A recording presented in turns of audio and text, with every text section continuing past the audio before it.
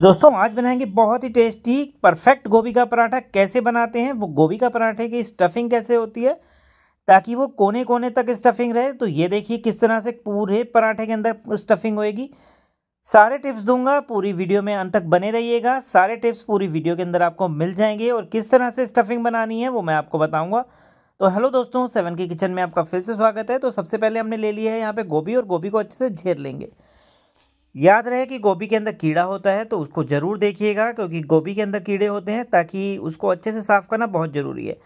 तो यहाँ पे मैंने गोभी को झेर लिया है। तो गोभी में क्या करना है, अब गोभी के अंदर डालेंगे नमक। नमक डालने के बाद 10 से 15 मिनट से साइड रख देंगे मिक्स करके, ताकि गोभी के अंदर जितना भी मॉइस्चर होगा, पानी होगा, वो सब इसके अंदर से निचोड़ लेंगे।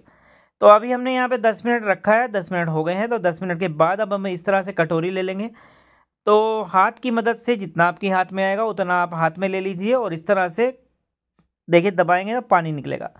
तो ये निकालना बहुत ज़रूरी है। सबसे पहले तो इसे ड्रेन करना बहुत ज़रूरी है। इसी के कारण जो है ना गोभी के पराठे फटना शुरू हो जाते हैं। तो अब आपका कोई भी पराठा नहीं फटेगा। तो इस तरह से निचोड़ने के बाद ना दोस्तों, नमक डालने के बाद इसको इस तरह से स्टफिंग को दूसरी प्लेट पे आप निकाल लीजिए। तो ये काम तो सबसे पहले है कि गोभी का पराठा फटे नहीं, क्योंकि कई बार जो होता है ना दोस्तों, ये जो है ना गोभी का पराठा जो है ना बनाते समय वो गीला होना शुरू हो जाता है। क्यों? क्योंकि उसके अंदर मॉइस्चर होता है, पानी होता है, जिसके कारण वो फटना शुरू हो जाता है। तो अब नहीं फटेगा, कोई दिक्कत नहीं आएगी। तो यहाँ पे मैंने लिया है कटा हुआ प्याज को। कटे हुए प्याज को डाल लेंगे। प्याज बारीक बारीक काट के डालेंगे ताकि पराठे को बेलते समय हमारा पराठा फटे नहीं। तो यहाँ पे मैंने डाला है स्वाद अनुसार नमक। तो नमक उस वक्त भी होता है ना, थोड़ा सा रह जाता है। तो यहाँ पे नमक का क्वांटिटी ना देख के डालिएगा। तो यहाँ पे मैंने डाला है आधा चम्मच लाल मिर्च पाउडर, आमचूर पाउडर, थोड़ा सा डाला है धनिया पाउडर, और यहाँ पे मैं डाल रहा हूँ आधा चम्मच अजवाइन। बहुत ही अच्छा फ्लेवर देगा दोस्तों, गोभी वाइवादी होता है तो इसके अंदर डालना बहुत ज़रूरी है। अजवाइन डाल लीजिए, हींग डाल लीजिए, जो आपके पास अवेलेबल हो वो आप इसमें डाल सकते हैं। तो इसके अंदर काट लेंगे हम धनिया। तो धनिया इस तरह से कटिंग करेंगे छोटा छोटा। तो बस इसी तरह से छोटा छोटा कटिंग करने के बाद स्टफिंग हमारी तैयार हो जाती है बनकर। और यहाँ पे हम तुरंत पराठे बनाएंगे, इसे रखना नहीं है। जैसे आप रखेंगे तो कई बार क्या होता है ना, नमक से गोभी पानी छोड़ना शुरू हो जाती है नमक डालने पर, तो फिर वो दिक्कत आ जाती है। तो चलिए इसे अच्छे से मिक्स कर लेंगे और मिक्स करने के बाद हम इसको पराठे बेलेंगे। तो ये पराठे बना रही है आज मेरी वाइफ, तो बेलेगी वो। स्टफिंग मैंने तैयार करके दी है तो बनाएगी आगे वही। तो यहाँ पे अच्छे से मिक्स कर लिए तो हमारी स्टफिंग बनकर तैयार हो गई है। तो स्टफिंग के बाद अब हम लेंगे एक छोटा सा पेड़ा और इसके पराठे बेलेंगे। तो वो भी बताऊंगा कि पराठे किस तरह से बेलने हैं। तो ये देखिए इस तरह से सबसे पहले तो इसे अच्छे से रोल कर लीजिए। रोल करने के बाद आप आटे में, सूखे आटे में इसे अच्छे से कोट कर लीजिए। तो कोट करने के बाद देखिए इसे बेलते जाएंगे। सीधा है टेढ़ा है इससे कोई मैटर नहीं करता, आप बस बेल लीजिए इसके अंदर।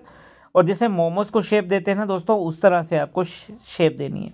अगर दोस्तों इसमें एक टिप्स हो रहा है आपको देता हूँ, अगर आपको लगे कि स्टफिंग आपकी ज़्यादा गीली होगी तो हल्का सा आटा या बेसन मिला सकते हैं इसके अंदर। तो ये देखिए इस तरह से स्टफिंग को ना बीच के अंदर भर देनी है, बीच में इस तरह से रखकर।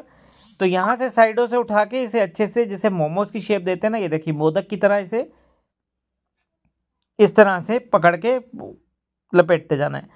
तो बस इसी तरह से लपेटने के बाद अगर आपके एक्स्ट्रा आटा बचे तो ऊपर से हटा लीजिए, अगर नहीं बचे तो कोई दिक्कत नहीं है। तो इसको इसी तरह से दबाने के बाद इसको फिर से सूखे आटे में कोट करके इस तरह से बेलना शुरू कर देंगे। बेलिए आप बिल्कुल हल्के हाथों से, ताकि स्टफिंग आपकी बिल्कुल भी बाहर ना आए। तो ये बात का आप ध्यान जरूर रखिएगा।